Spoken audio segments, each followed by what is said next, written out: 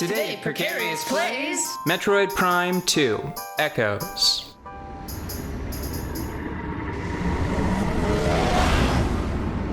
So let's talk about Tides of Numenera. You want to talk about Tides of Numenera? Yeah. What about Tides of Numenera? Well, we don't play it anymore. We don't. And I don't play it anymore. Right. But it's because I don't play anything anymore. Unless it's during the time that we have allotted every week to ensure that we're both keeping up a good diet, a good healthy dosage of Ingstorm and interesting problem solving. Mm-hmm. And, you know, design observations, etc. I would like to play... Here's the thing. I'm now... You remember when we almost got Tides of Numenera for the Switch? Do you remember? I do, and then people were saying like the text was too small in handheld mode? No, not people, me. Oh. Me was saying that. Okay. I was saying that. Because I saw... Oh, right, because you pulled up the screenshots on the store page and you couldn't read them. And I was, yeah, and that's when people were saying it, because we looked it up and we were like, I couldn't believe it. Like, I saw it and I was like, no, that's got to be wrong. Or you can adjust it in game. Yeah, surely you can adjust it in the game settings and the default's just really small, which, like, I'm very forgiving of defaults being not in line with whatever I need. I mean, that happens pretty often, one way or another, you know? Like, it's fine. If you give me a volume control, I'll just fix it. Like, for example, I really will turn down a lot of the mood music in a lot of games because I am sensitive and it works too well. Yeah. Like, it works too well and then I can't play because I'm too emotionally involved, and instead of relying on the instruments with which I use to move the meat suit around, I have to try to use the meat suit to push buttons, which is not a good combination with stress. Like, that part of the brain, for me, does not perform better when it's more emotionally active. Okay? Now, in the real life, with the meat suit, yeah, sure, more emotional content and motivation is really helpful. It makes me better at things. Faster, swifter, stronger. Okay? Uh-huh. But I have the hardest time translating that to a controller. Just, it turns into, ah! Oh, and we're off the cliff, you know? So, fine. But, like, we looked into it and we're trying to adjust it, and there's no, it doesn't. I mean, they may have updated it since then, but something tells me that's not true. Just from the performance of the PC title. Because, like, it's a native PC game, right? I mean, yeah, and it has that genre has a long history of being sort of a PC centric experience, which is not a problem for me. But, like, even on the PC, like, it makes me so mad. Cool. What just happened? I sort of assumed that the sunburst would... It really should not be able to do any attacks while it's insubstantial. Like, if it attacks, that should be a window of vulnerability. Yeah. Because how is it impacting you if it isn't tangible? Well, anyways, so the reason that we haven't played Tides of Numenera more on the show is much more about technical problems, and it makes me upset because the weird stories and, like, choose your own adventure stuff Yeah. that was going on that was irritating you Yeah. is really fun for me. Mm-hmm. Okay? Like, you were like, I feel like I'm being DM'd poorly. And I'm like, I feel like I have a lot of limited and interesting choices. And I feel like there's a lot of weirdness that is possible here. There's a reason why I'm usually the DM. I know. We know this. We have had this discussion. So the point is that, like, I stopped trying to fight to play it because of that. And I don't know what to do, because here's the thing. Whenever I do finally get to chill out and play a video game, it's so much more likely that I'm going to play it on a handheld, right? Mm-hmm. If it's not for this show. For me, it's usually on a handheld. You should get a Steam Deck. Not for Tides of Numenera, because I've been it's so thinking about technically that. weird. I've been thinking about that, but every time I get, like, if I got a console that was just for me, I don't think I could justify it. So it has to be something that we would both use. And you have a Steam Deck. It's called a PC. Right. But so yeah. Yeah. Okay. So here's the thing. I don't want to just get...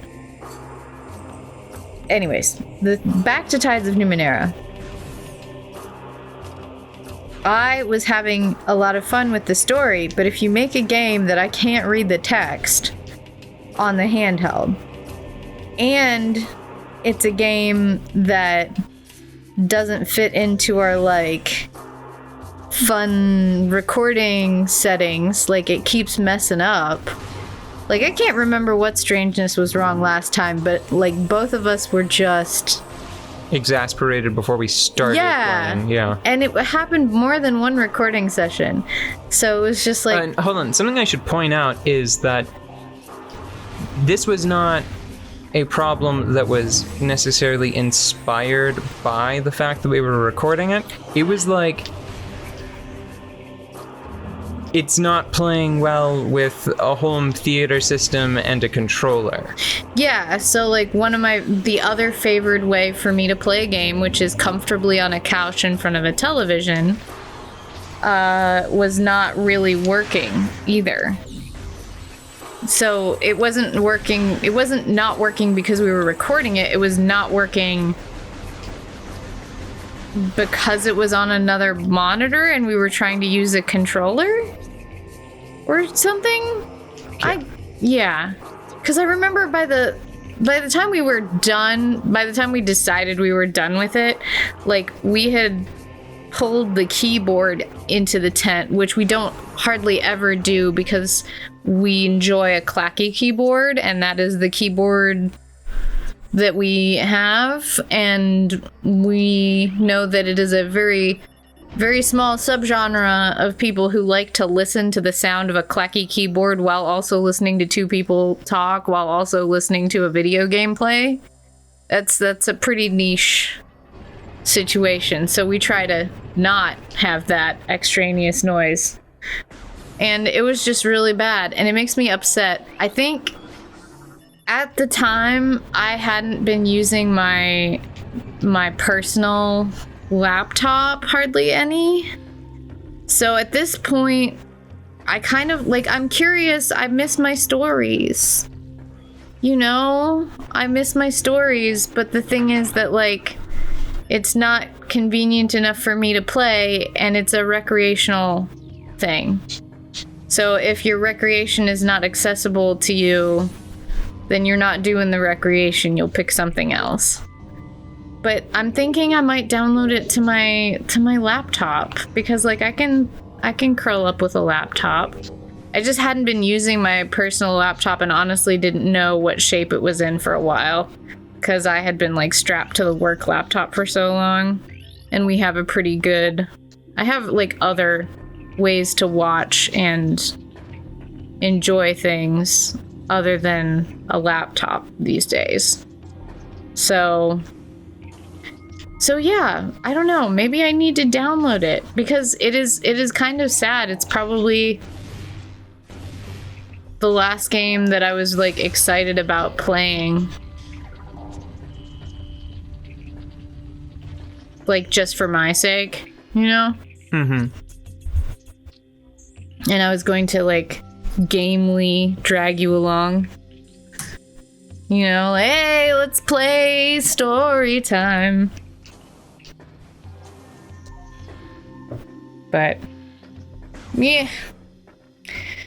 Anyways, I guess I just needed to vent about that. Should I put it on my laptop? Do you think it'll... Here's the crazy thing.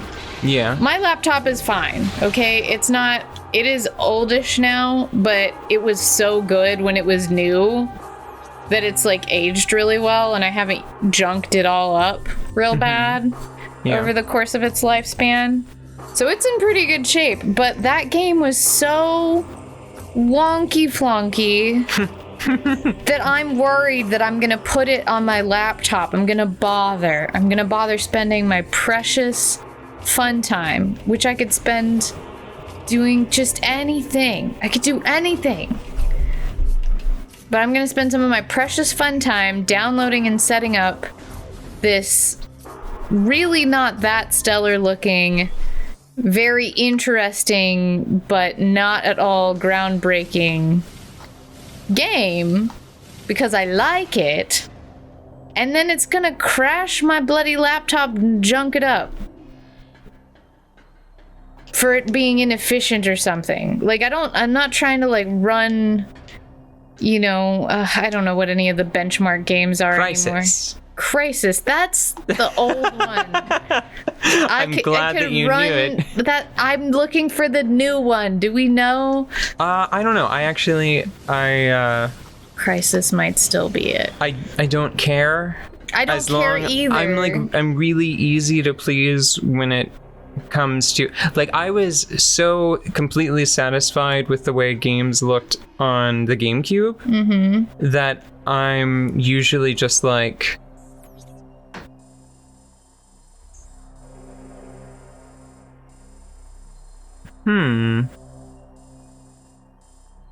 Well, I'm not... I'm usually just like, this is gilding the lily. Yeah.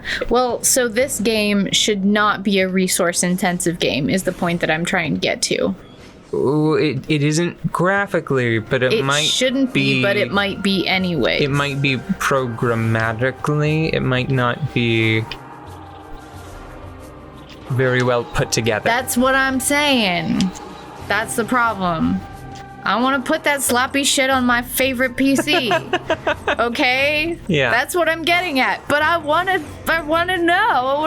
I want to play it, but also, like, it needs to be contained and away from my other precious things, because it's like, okay, you know, bulldogs. Yeah. Adorable. Sweet, precious babies. Nothing but drool. Okay?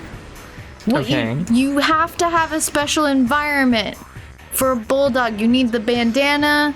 You need a game plan for the slobber. It needs things. Okay? And sometimes if you have, like, a precious thing that you don't want to get icky, you have to make sure that those are separate. And that's just reality. Like, if I had, like, a perfectly crisp, freshly ironed linen napkin set, I would not give it to the bulldog for safekeeping. I wouldn't trust anyone else with a freshly laundered linen set. Like, pristine. Or just no. Like, my launderer, my professional launderer is a bulldog. That's adorable. I want to see that immediately. Everything just comes back as if it had been starched. And then you quickly recognize, like, oh no, this is slobbered. Drool. Yep. Oh, he does try, though.